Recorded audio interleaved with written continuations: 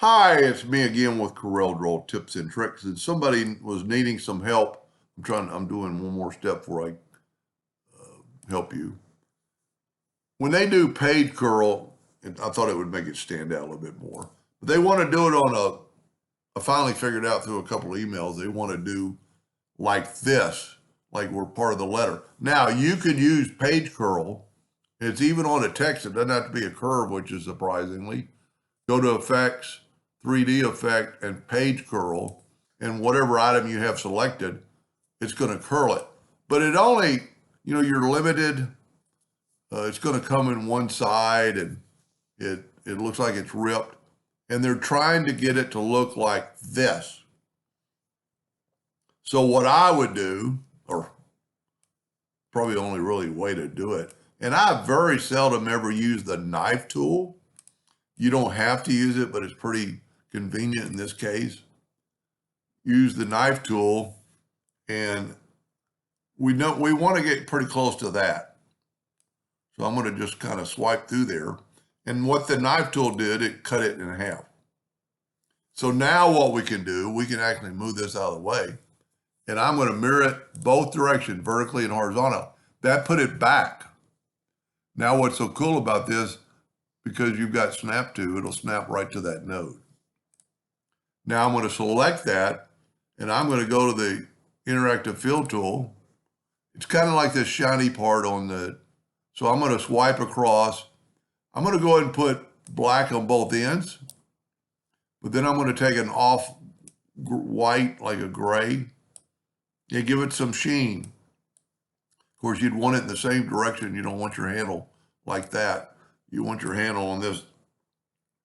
And you could play around with this and make it a little better looking. That looks pretty good. And then you could leave it like that, or you could add a little pizzazz and select that and use this for the interactive fill tool. And what I think I did, I put a little black up here and then made the whole thing gray. So it looks like it's, whoop, I missed the mark. So let's bring in a gray and put it right there and bring our black in a little bit more. So well, you could play around with it till forever. It looks like it's darker on that end of it. So it's kind of, whoop, I do that a lot when I'm using this. So it looks like it's darker underneath the curl. It might take a while to get there. I don't know why. It's because I don't grab it right. Anyway, I hope that answered their question, and thank you for watching. And you could do that with almost, I could do it with this square that we just had. Let's just do it. It's kind of fun. Take the square. Let's go ahead and make it gray. Take away the outline. Take your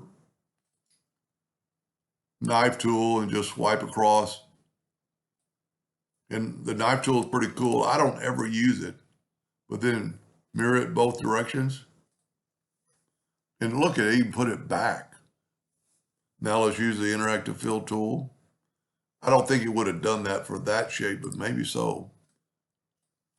And then let's put a little darkness on it and put that gray in the middle. I missed that. Whenever whenever I'm not talking, making a video, I very seldom ever miss the mark because you're looking for that plus sign. Yeah, it's not quite as neat as that D look, and it's got some really sharp corners, but it would kind of look like that, and then you could make this darker up into that corner. Maybe you can do it like that. That looks pretty good. Anyway, I hope that answered their question, and thank you for watching.